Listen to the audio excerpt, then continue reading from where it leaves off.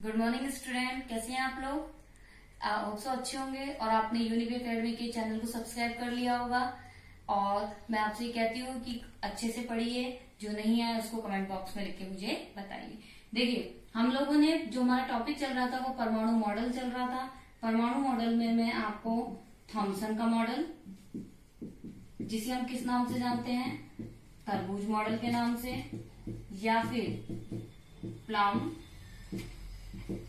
Pudding model के नाम से जानते हैं। ठीक है। दूसरा हमने पढ़ा था रदरफोर्ड का परमाणु मॉडल।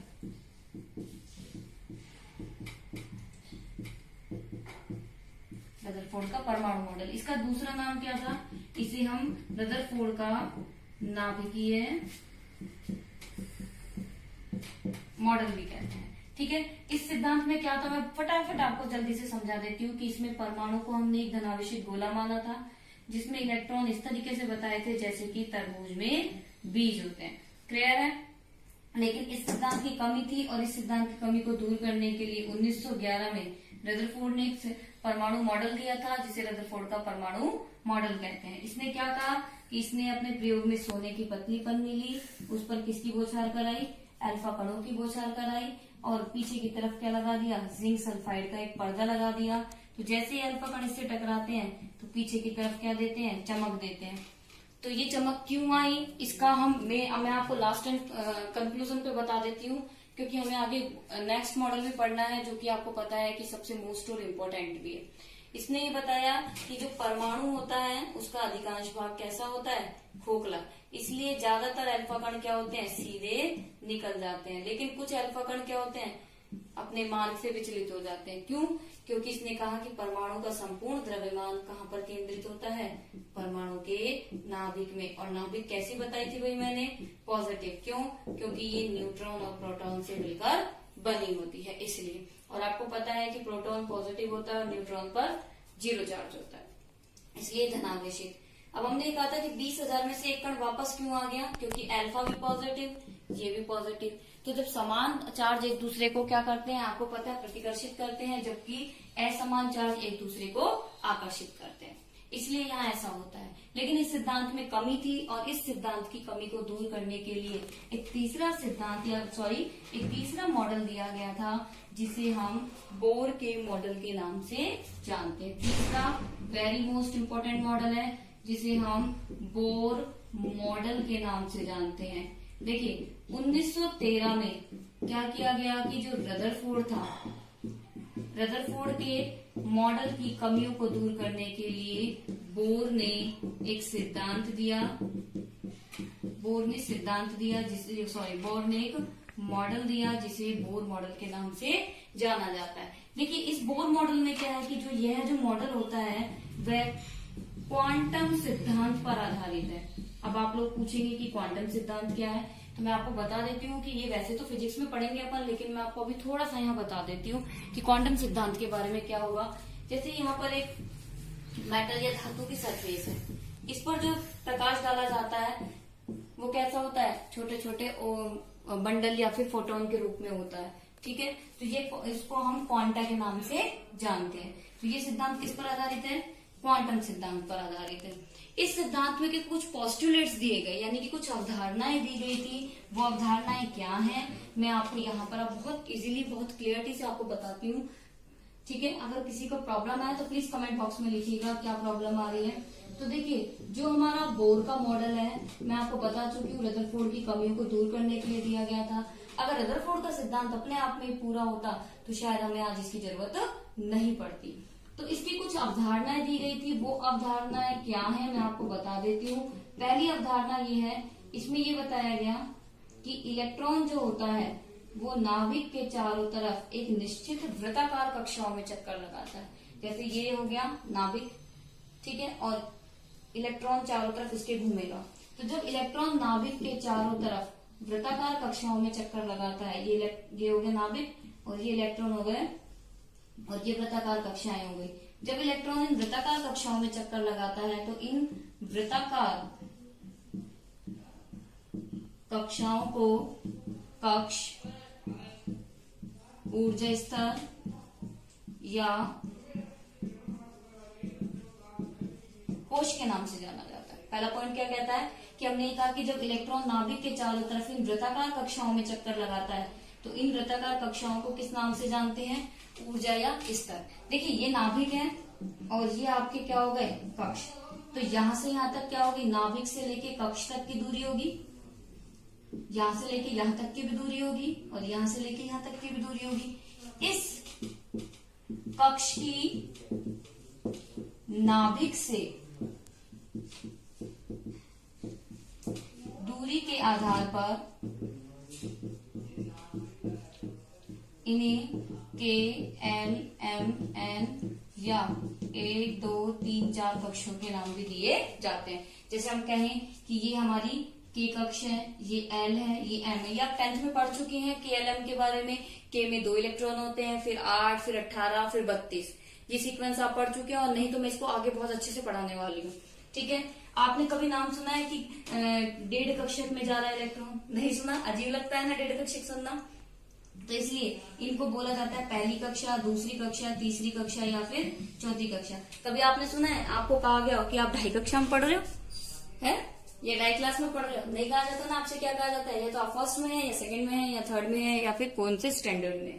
तो ठीक इनके साथ भी यही है कि जब नाभिक इलेक्ट्रॉन के चारों तरफ चक्कर लगाता है तो एक निश्चित वृत्ताकार कक्षाओं में लगाता है और इन वृत्ताकार कक्षाओं को कक्ष, कोश या ऊर्जा स्तर के नाम से जाना जाता है। ठीक है, और इस कक्ष की नाभिक से दूरी, नाभिक से कक्ष की जो दूरी होती है उसके आधार पर हम इसे के, एल, एम या फिर किसके आधार पर बांटते हैं, 1, 2, 3, 4 के आधार पर बांटते हैं। तो ये तो हो गया आपका पहला पोस्टुलेट। दूसरा पोस्टुलेट क्या कहता है कि जब इलेक्ट्रॉन नाभिक के चारों तरफ चक्कर लगाता है, कि जब इलेक्ट्रॉन नाभिक के चारों तरफ चक्कर लगाता है तो उस पर 2 तरीके के बल काम करते हैं। पहला अभिकेंद्रीय बल और दूसरा अपकेंद्रीय बल। जब आपने देखा कि जब इलेक्ट्रॉन नाभिक के चारों तरफ घूमता है वृत्ताकार कक्षाओं में तो इस पर 2 तरीके के बल काम करते हैं। पहला अभिकेंद्रीय बल और दूसरा अपकेंद्रीय बल। आप लोगों ने देखा होगा कि जब बाइकर्स की रेस होती है या मौत का कुआं होता है तो आप देखते हैं कि उनके पैर या घुटने जो होते हैं वो नीचे नहीं लगते हैं। क्यों? क्योंकि वहां पर अभिकेंद्रीय बल अपकेंद्रीय बल को क्या कर देता है, संतुष्ट कर देता है। देखिए दूध में हम जब घी निकालते हैं, आप सबके घर में घी निकालते होंगे, तो वो भी इन्हीं बलों पर आधारित होता है। ठीक है, तो अब आपको मैं बता देती हूँ, अगर ये दोनों बल एक दूसरे को बैलेंस नहीं करेंगे, या तो नाभिक इलेक्ट्रॉन के अंदर समा चुका होता है या इलेक्ट्रॉन नाभिक के अंदर समा चुका होता। तो यहाँ पर क्या होता है कि जब कोई इलेक्ट्रॉन नाभिक के चारों तरफ वृत्ताकार कक्षाओं में गति करता है तो उस पर 2 तरीके के बल काम करते हैं। पहला अभिकेंद्रीय बल और दूसरा अपकेंद्रीय बल। ये दोनों बल क्या करते हैं, एक दूसरे को बैलेंस करते हैं ताकि इलेक्ट्रॉन क्या कर सके, चारों तरफ कक्षाओं में चक्कर लगा सके। ठीक है, तो इसको मैं अब आगे बताती हूँ आपको किस तरीके से होता है ये वाला। तो देखिए आपका यहाँ पर जो अभिकेंद्रीय बल होता है वो किसके बराबर बता रहे हैं हम यहाँ पर, अभिकेंद्रीय बल बराबर होता है अपकेंद्रीय बल के। ठीक है, और अभिकेंद्रीय बल को हम किससे दर्शाते हैं, ZE² R से, और इसको दिखाते हैं mv² R से। तो एक R से एक R कैंसिल हो गया, तो यहाँ पर क्या आ जाएगा, ZE² R बराबर mv²। तो मैं इसको अगर लिखूं तो इस तरह से लिख सकती हूँ mv² बराबर ZE² R। यानी कि ये बल एक दूसरे को इस तरीके से संतुलित करेगा, तभी क्या होगा, इलेक्ट्रॉन नाभिक के चारों तरफ वृत्ताकार कक्षाओं में चक्कर लगाएगा। ठीक है, तो दूसरा पॉइंट हमारा अच्छे से क्लियर हो गया कि इलेक्ट्रॉन नाभिक के चारों तरफ वृत्ताकार कक्षाओं में चक्कर लगाते हैं तो उस पर 2 तरीके के बल काम करते हैं। पहला अभिकेंद्रीय बल और दूसरा अपकेंद्रीय बल। ये दोनों बल एक दूसरे को क्या करते हैं, संतुलित कर लेते हैं, और इसी संतुलन के कारण क्या होता है, इलेक्ट्रॉन नाभिक के चारों तरफ चक्कर लगाता है। देखिए कैसे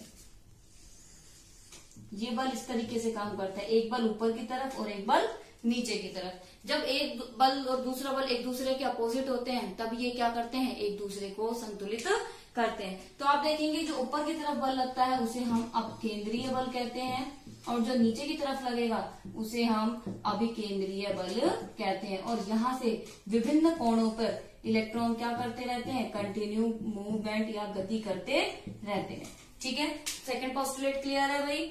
अभिकेंद्रीय बल किसके बराबर होगा? अभिकेंद्रीय बल के होगा। जब ये दोनों बल एक दूसरे को संतुलित कर लेते हैं तब इलेक्ट्रॉन नाभिक के चारों तरफ गति करता रहता है। अगर ऐसा नहीं हो तो नाभिक इलेक्ट्रॉन में समा जाए या फिर इलेक्ट्रॉन नाभिक में समा जाता है। तो हमारा सेकंड पोस्टुलेट ही हो गया।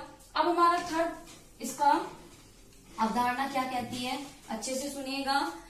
तीसरी अवधारणा ये कहती है कि नाभिक के चारों तरफ, नाभिक के चारों तरफ जब इलेक्ट्रॉन चक्कर लगाता है, नाभिक के चारों तरफ जब इलेक्ट्रॉन क्या करता है, चक्कर लगाता है वृत्ताकार कक्षाओं में, तो उसका जो कोणीय संवेग होता है, कोणीय संवेग क्या होता है मैं अभी आपको बताती हूँ। कोणीय संवेग होता है वो NH/2π का पूर्ण गुणज होता है। मैं आपको ये बात पहले ही बता चुकी हूँ कि अब कभी हम ये नहीं कहते कि जो इलेक्ट्रॉन है वो 2.5 कक्षा में चल रहा है या 5.5 कक्षा में चल रहा है। हम क्या कहते हैं, या तो वो दूसरी कक्षा में है या तीसरी कक्षा में है या फिर वो चौथी कक्षा में है। तो यहाँ पर यही बताया गया है कि कोणीय संवेग का मतलब होता है जैसे यहाँ पर नाभिक है और ये इलेक्ट्रॉन है, अभी इसकी स्थिति कहाँ है, यहाँ पर। कुछ देर बाद जब ये घूमेगा तो ये इलेक्ट्रॉन कहाँ आ जाएगा, यहाँ पर। अब इसका क्या हो गया कि यहाँ से यहाँ आया तो कुछ कोण बना होगा, तो यानी कुछ संवेग से ये रोटेट होता रहता है और ये किसके बराबर होता है, NH/2π का पूर्ण गुणज। n बराबर यहाँ पर 1 2 3 4 5 होगा। h बराबर यहाँ पर आपको प्लांक नियतांक देखने को मिलेगा, ठीक है। और पाई की वैल्यू आपको पता है 22/7 या 22/7 देखने को मिलेगी। तो हमारा तीसरा पोस्टुलेट कंप्लीट हो चुका है कि नाभिक के चारों तरफ जब इलेक्ट्रॉन गति करता है तो उसका कोणीय संवेग NH/2π का पूर्ण गुणज। पूर्ण गुणज का मतलब होता है कंप्लीट नंबर, आधा नहीं, पूर्ण, दशमलव में भी नहीं, एक पूर्ण संख्या में, चाहे वो 1 हो 2 हो 3 हो चाहे 4 हो चाहे 5 हो, ठीक है। अब आपको मैं नेक्स्ट इसका पोस्टुलेट बताती हूँ, ये भी अपने आप में इम्पोर्टेंट है कि जब कोई इलेक्ट्रॉन नाभिक के चारों तरफ चक्कर लगाता है, कि जब कोई इलेक्ट्रॉन नाभिक के चारों तरफ चक्कर लगाता है, यदि वो एक ही कक्षा में चक्कर लगाता है तो ऊर्जा का कोई ह्रास नहीं होता। जैसे कि मान लीजिए मैं इसी रूम में हूँ और मैं इसी रूम में रहूं, मैं कहीं भी नहीं जाऊं, तो क्या मेरी एनर्जी वेस्ट होगी? नहीं होगी। लेकिन यदि मैं यहाँ से ऊपर छत पे जाती हूँ या किसी दूसरे रूम में जाके काम करती हूँ तो क्या होगा, मेरी एनर्जी वेस्ट होगी, ठीक है। तो यानी कि मुझे उसमें पहले एनर्जी लेनी पड़ेगी। एनर्जी लेने का मतलब समझ रहे हो, कुछ खाना पीना पड़ेगा, फिर उसके बाद ही तो मैं काम कर पाऊंगी। तो यहाँ पर क्या होगा कि हमारे फोर्थ पोस्टुलेट में यदि इलेक्ट्रॉन एक ही कक्षा में घूम रहा है कंटिन्यू, जैसे ये कक्षा है, इसी कक्षा में या कंप्लीट घूम रहा है, तो ऊर्जा का कोई ह्रास नहीं होता है। अर्थात ऊर्जा कैसी बनी रहेगी, ऊर्जा नियत बनी हुई रहती है। क्लियर है यहाँ तक? अगला पोस्टुलेट क्या कहता है कि जब इलेक्ट्रॉन एक कक्षा से दूसरी कक्षा में जाता है, यहाँ से यहाँ जाएगा, तो सबसे पहले क्या करता है, ऊर्जा का अवशोषण करता है। जैसे कि मान लीजिए मैं आपको इसको बहुत अच्छे से समझाती हूँ, ये क्या बात कहना चाह रहा है, इसको आप बहुत अच्छे से समझिएगा, क्योंकि ये वाला जो कंसेप्ट है वो आपके आगे भी बहुत काम आने वाला है। देखिए, एक 2 स्तर होते हैं, एक होता है निम्न ऊर्जा स्तर और एक होता है उच्च ऊर्जा स्तर, ठीक है। ये जो होता है वो अस्थायी होता है और ये जो स्तर होता है वो कैसा देखने को मिलता है आपको, स्थायी।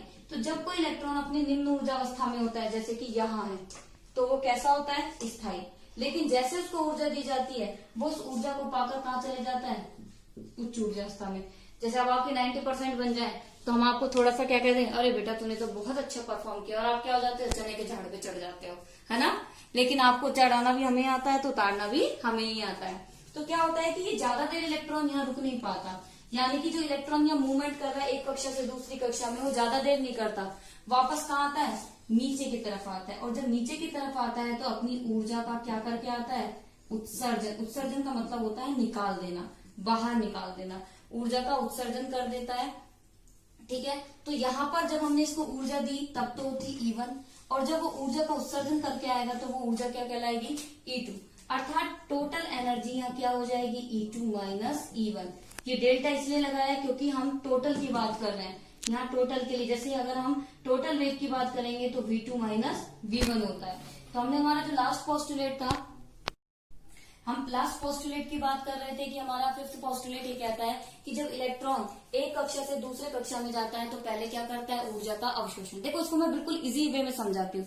जैसे मान लीजिए मुझे नीचे से ऊपर जाना है तो पहले मैं क्या करूंगी, कुछ खाऊंगी पीऊंगी, यानी कि एनर्जी लूंगी। तो ये कंडीशन होती है कि जब इलेक्ट्रॉन यहाँ से यहाँ जाता है, एक कक्षक से दूसरे कक्षक में जाता है, तो सबसे पहले ऊर्जा का अवशोषण करता है, और वो अवशोषण हमारा क्या कहलाता है, E1। अब आपको पता है मैं ऊपर तो चले गई, लेकिन अब मैं नीचे आऊंगी ऊपर छत से, तो मेरी एनर्जी कम होगी नहीं होगी? क्यों? क्योंकि मैं ऊपर से नीचे आ रही हूँ, अपनी एनर्जी निकाल कर आऊंगी, क्योंकि मैं थक जाऊंगी आते ही।